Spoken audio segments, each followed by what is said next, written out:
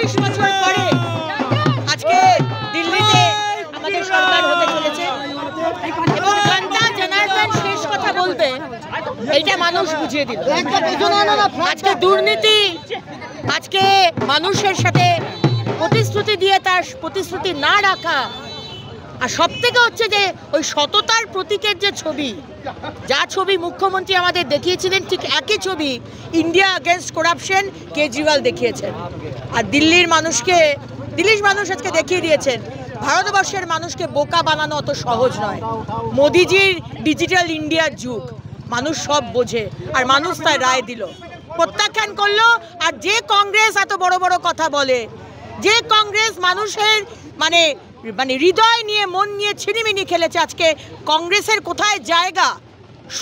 শূন্য পেয়েছে রাহুল গান্ধী, প্রিয়াঙ্কা গান্ধী, সোনিয়া গান্ধী।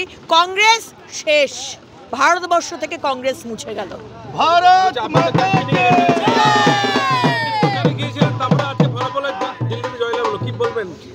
বিরাট আনন্দ। আমি ত্রিপুরাতে গেছিলাম, ত্রিপুরাতে সরকার হয়েছে।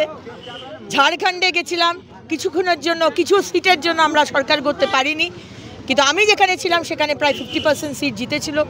এবং আমি দিল্লির প্রচারে গেছিলাম, আমার শীর্ষ নেতৃত্ব আমাকে ডেকেছিলেন, সেই সিটও জিতেছে, মানে জিতেছে না জিতছিল, এখন এই মুহূর্তের আমি পজিশন জানি না। এবং আমাদের সরকার হচ্ছে পদ্মফুলের সরকার, সুশাসনের সরকার।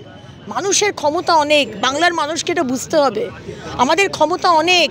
আপনারা যেটা বুঝবেন, যেটা করবেন সেটাই শেষ কথা। আর দিল্লির মানুষ আজকে দেখিয়ে দিয়েছে যে কতটা শক্ত তাদের শিরদাঁড়া, বাংলার মানুষকেও কিন্তু দেখাতে হবে। এই 1000 টাকার লক্ষ্মীর ভাণ্ডার এক হাতে আপনি দেবেন আর অন্য হাতে আরএল স্যালাইন আর মানে স্পুরিয়াস স্যালাইন, স্পুরিয়াস ড্রাগস খাওয়াবেন, আমাদের বাড়ির মেয়েদের ধর্ষণ হবে, খুন হবে, ভাইদের কোনো চাকরি হবে না, তারা অন্য রাজ্যে চলে যাবে। এই পশ্চিমবঙ্গ আমরা চাই না। মানুষ এর শেষ কথা বলবে এবং পশ্চিমবঙ্গেও 26-এ বাংলার মানুষ এই রায়ই দেবে, আমাদের দৃঢ় বিশ্বাস।